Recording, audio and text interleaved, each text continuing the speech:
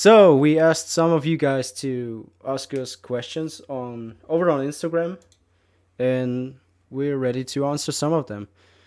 The first question comes from Sweet Film Talk.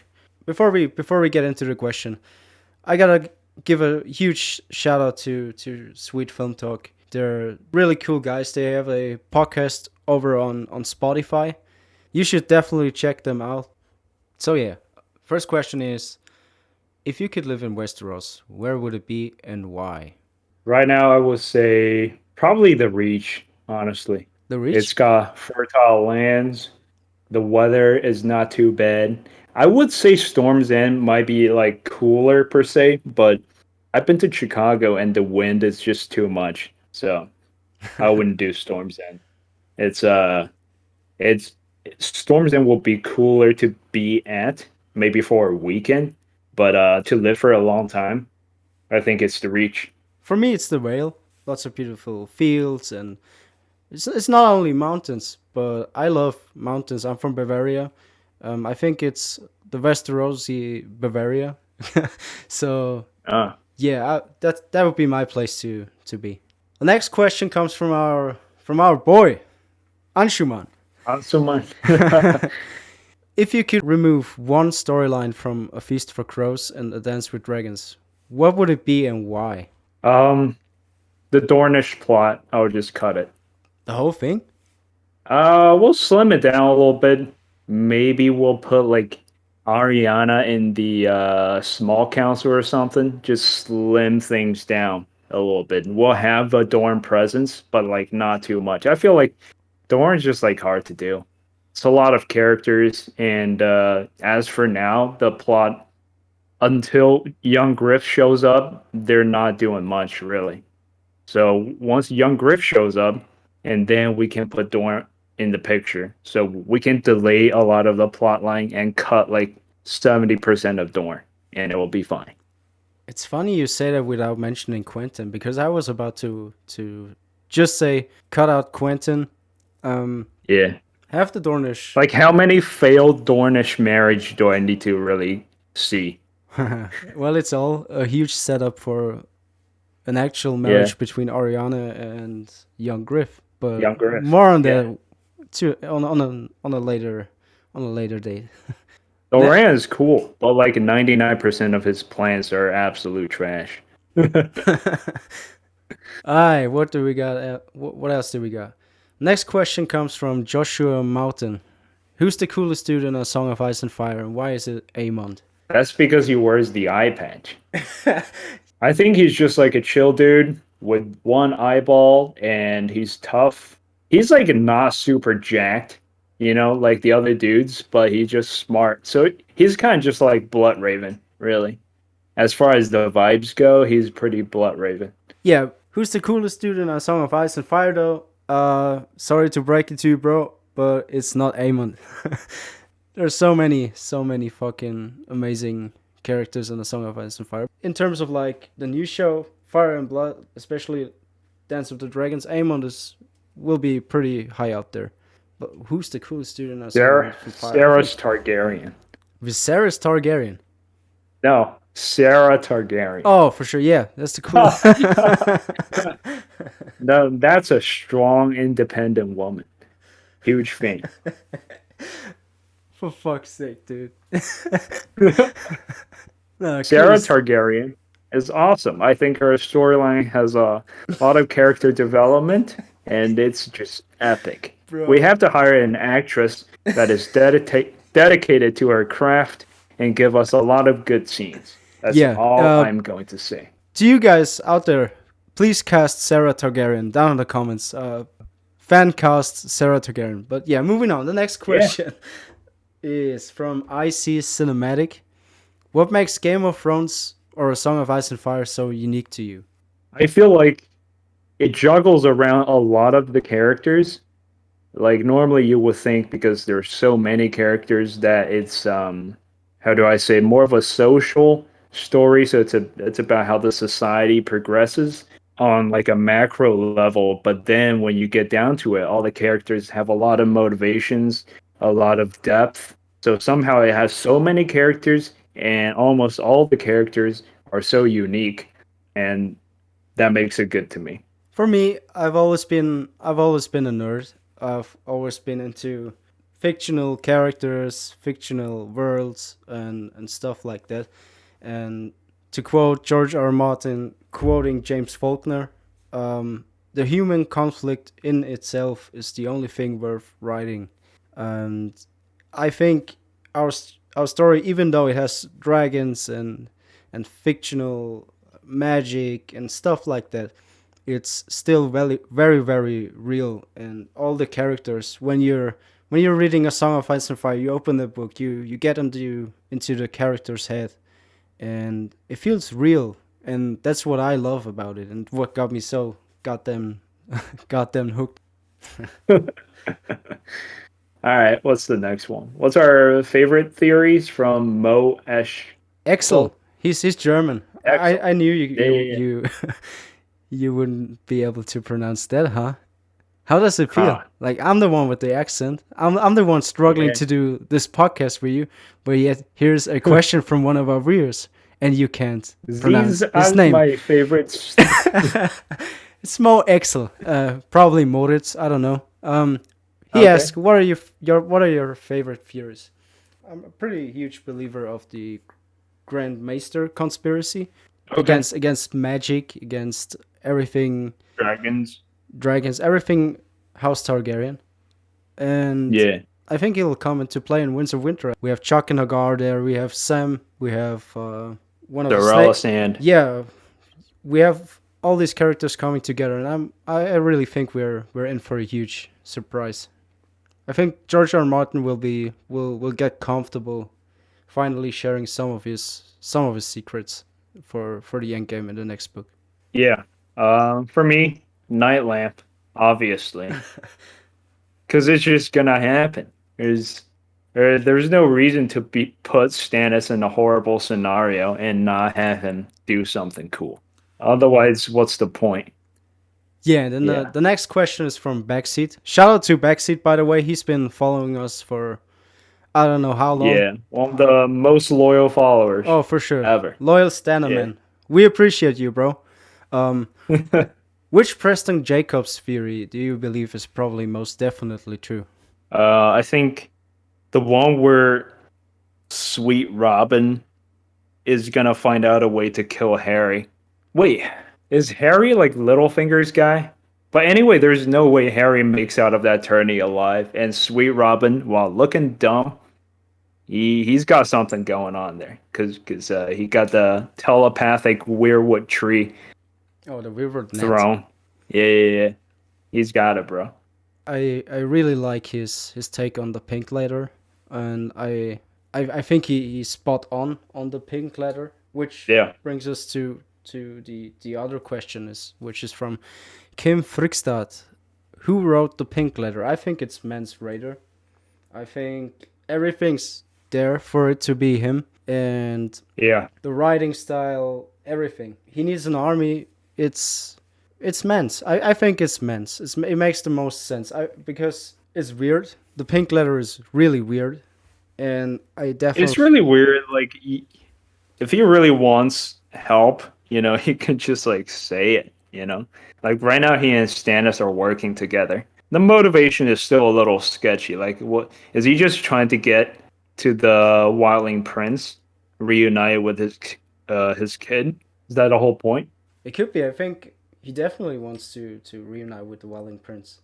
I'm just saying, if they just need reinforcement, he could just said, Stannis is in a tough spot. Bring some ramen.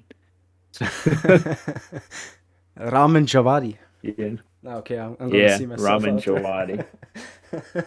Yeah, it's All gonna be right. interesting. It's either Mance. Some people are saying Asha, although does Asha really need to do anything right now? I don't think so. Yeah. Yeah, Asha's point is like he can get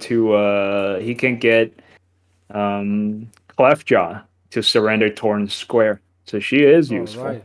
Oh yeah, Yeah. she's. Then the next Yeah. question is from Valarian's Drift. Which scenes do you believe will be the main highlights of House of the Dragon? Battle above God's Eye Oh, for sure. and Blood and Cheese. It's exactly my picks. It's like the one that will get people talking about it, and Yeah, the other one which is just amazing. yeah. Then we got Nicholas Mackey. How do you think Stannis will end up dying at the book in the books, if at all? I think he will be one of the first to die when the others break through the wall. I don't think he will die immediately at the hands of the Boltons. Um, I think he'll win against the Boltons, and because this kind of ties into Ortho Boy's question that Stannis burning Shireen, noble, selfless act or desperate. I think it's gonna be a desperate action, but the thing is, because Stannis is prepared to die at the time of the Battle of Winterfell and names Shireen as a successor, and he prepares to have the sellswords assist his daughter to get on the Iron Throne. So to change that, like I'm going to die and my daughter is going to be the queen. To change that into I'm going to burn my daughter to achieve something, then there has to be something that is more important to Stannis than the Iron Throne itself. Because with regard to Iron Throne, he's perfectly fine with giving it up for Shireen.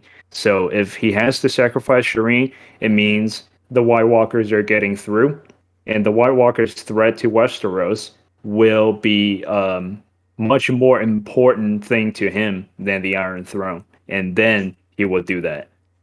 That's just my take. I think he's destined for betrayal. A character so righteous, so driven by duty. I think it makes the most sense to have him go out betrayed, stabbed in the dark, something like that. Kind of like Jon Snow went out, but much more unjustifiable. Like I think it's either gonna be the Northmen, or maybe Mm-hmm. even Melisandre when she realizes he's not a Sorahai. I think he's going to die and in Winds of Winter, and I think he'll be betrayed by whatever. It's kind of hard for the North to pull off betraying Stannis though. One is it's a lot of risk for not much reward. You know, you're in war times and you got a guy who's got a lot of guys to fight for you. And number two is White Walkers are coming. Like scrambling for power in the North is just not a good time. And number three, I think if Justin Massey manages to procure the cell swords from Essos, then the North has no manpower to really oppose Stannis.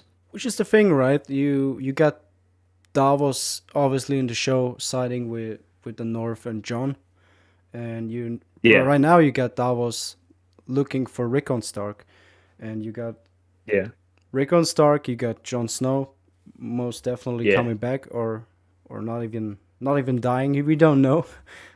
There's a chance that Davos siding with the North is actually a thing in the books too, and let's I just just wait and don't see. think betraying Stannis serves much of a point.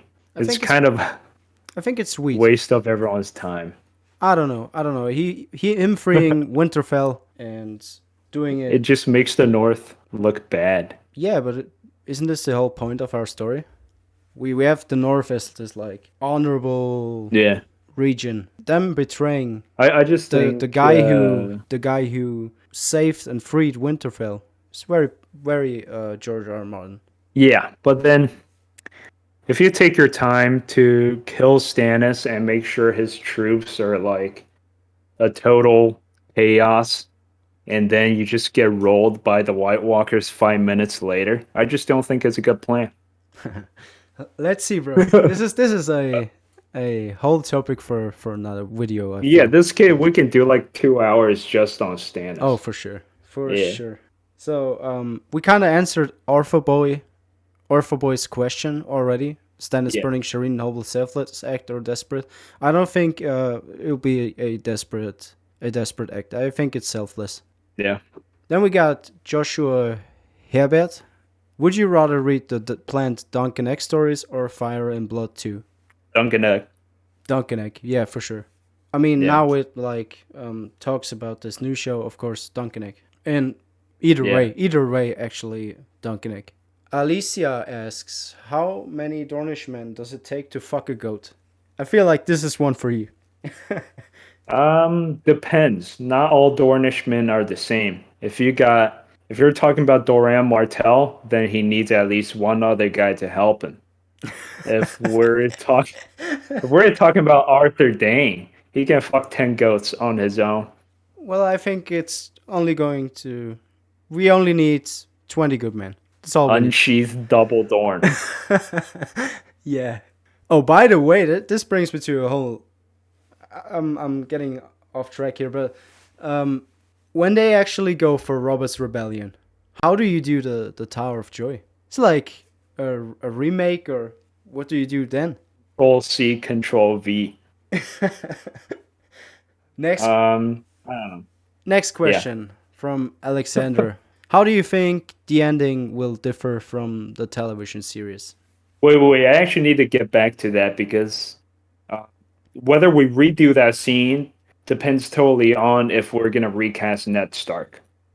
And that's the thing. The guy Robert Amarayo, I totally Yeah. butchered his name, is actually got cast by the new Lord of the Rings series. He's one of the main characters there.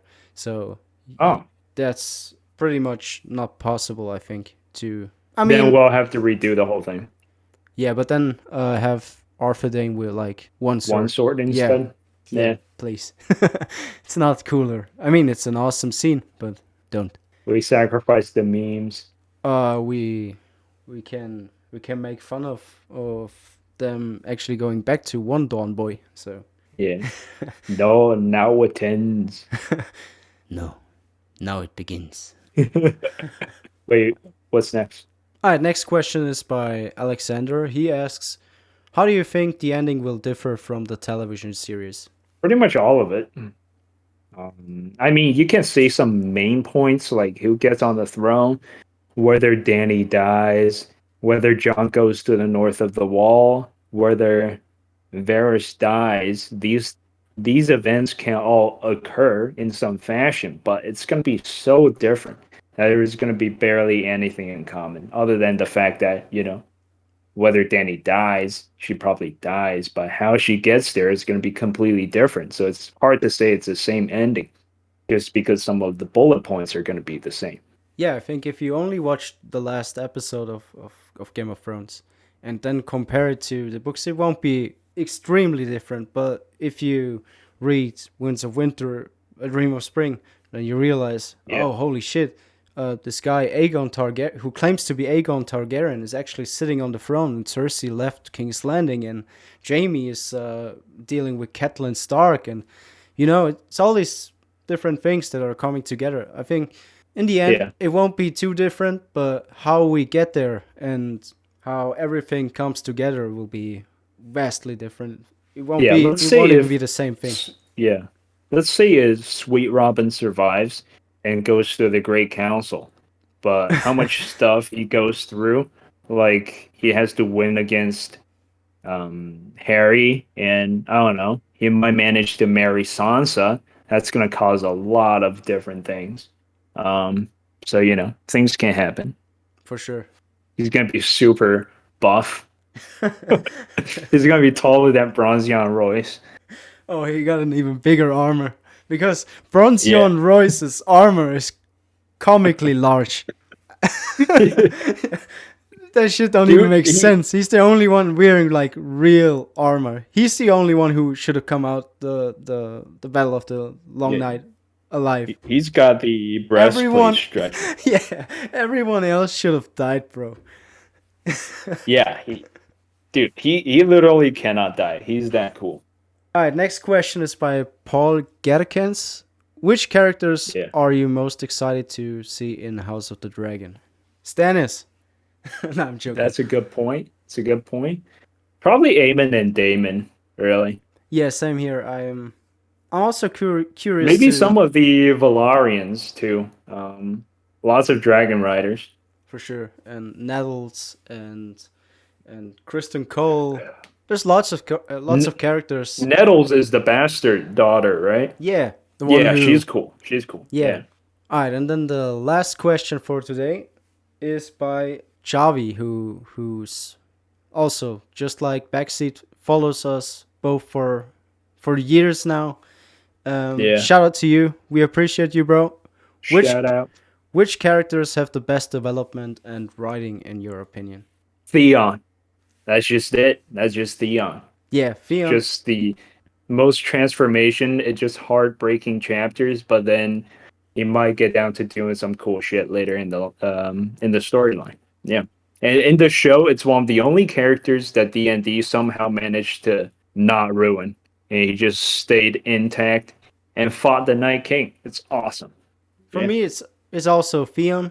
It's Jaime Lannister, and whether the story progresses the way I think it will be, it's going to be Mm-hmm. Sansa because I think she has Mm. huge potential, and if the things are going the way I think they're going, then Sansa will be one of the best developed characters in our story.